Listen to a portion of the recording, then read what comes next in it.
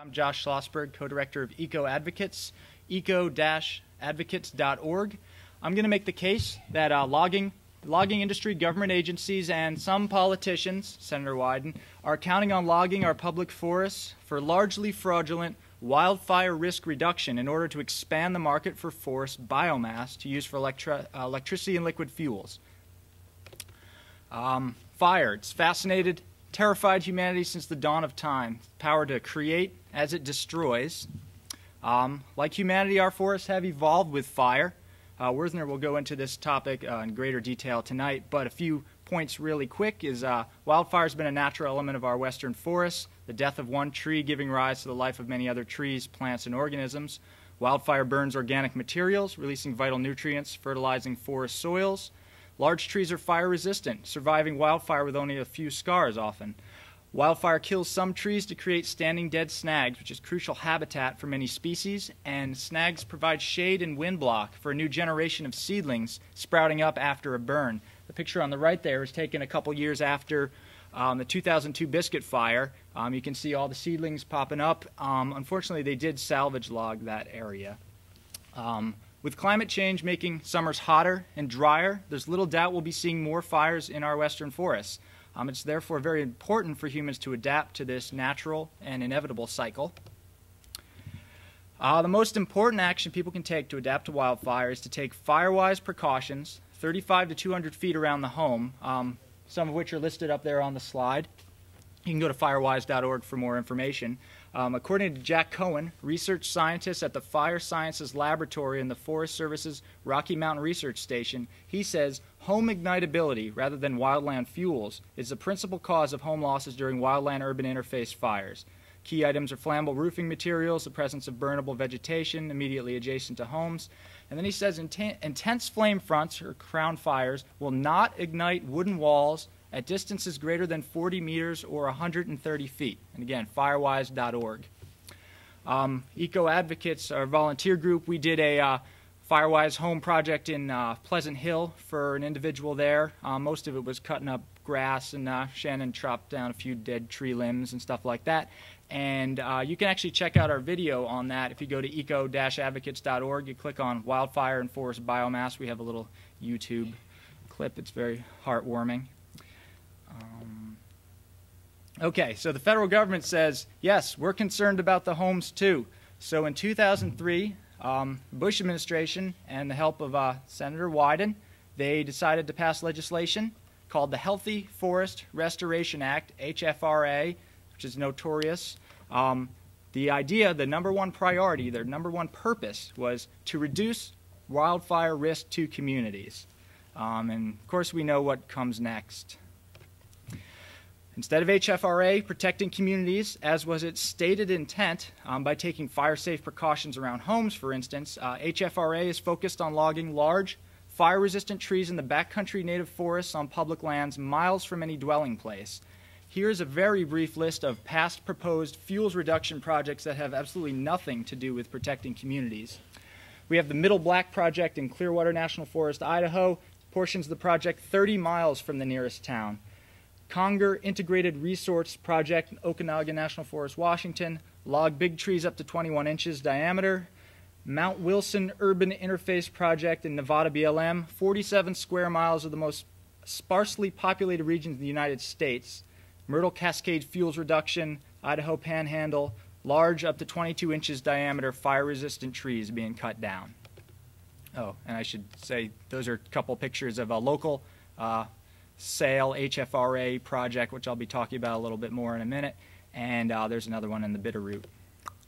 Okay, so this is a project that happened up in Montana, and it shows that this is basically nothing more than business as usual. Taxpayer-subsidized industrial logging in our national forests. Matthew Kaler from Wild West Institute, wildwest.org, who took these pictures and is featured in one of them. He says the logging unit pictured sits 4 air miles from the nearest home. Logging was done under the guise of community fire protection and restoring fire-adapted ecosystems. Remember, this was a previously unlogged forest that was considered old-growth habitat. And again, let's thank Senator Wyden for this. Even forests with the biggest, most fire-resistant trees on the planet, such as the big tree sequoias of the Sequoia National Monument, have had fuels reduction projects proposed. The same thing with Western Oregon's dripping wet, lush, temperate rainforests.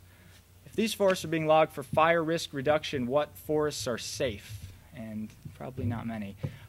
Very briefly, the right there shows a picture from the Oak Ridge Thinning and Fuels Reduction Project in the Willamette National Forest. I believe the plan is to get out the cut this summer.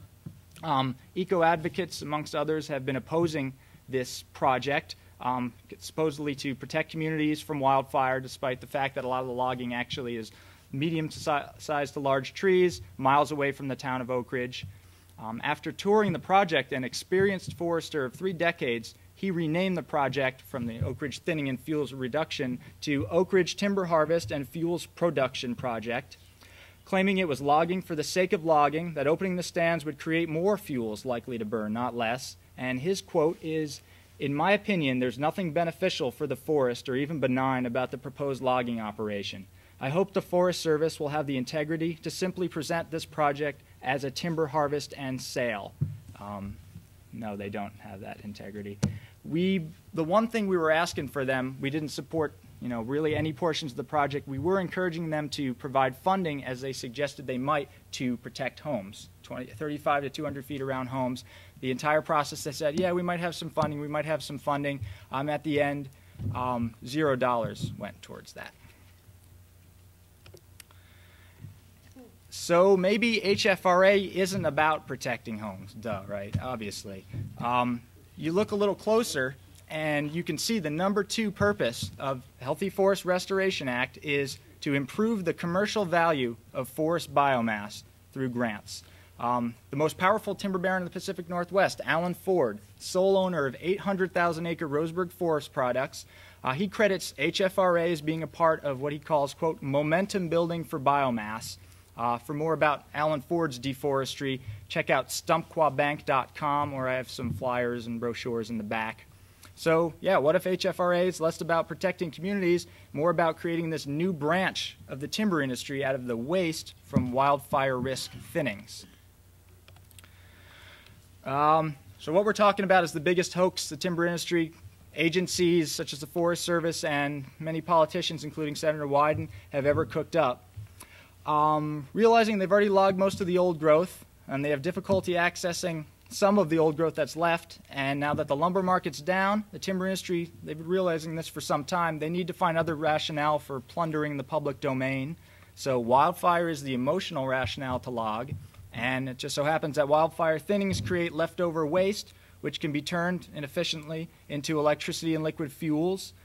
Despite the release of carbon from soil, use of gas-guzzling machinery, forest biomass is somehow being marketed as green renewable energy source.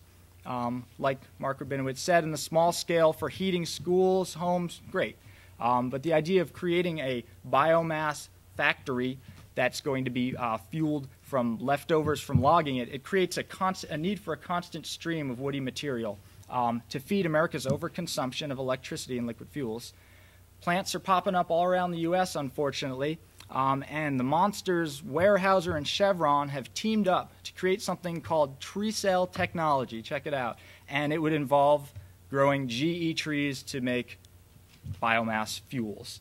And the other issue is even waste from private lands, it's a bad idea to use for biomass because waste comes from unsustainable toxic clear cutting, which many folks are still trying to switch over to responsible forestry. Yet here, the American taxpayer spending lots of money on this biomass stuff. You can see add that all together if you like. $50 million of the stimulus, wood to energy grants to support the increased use of biomass. Unfortunate.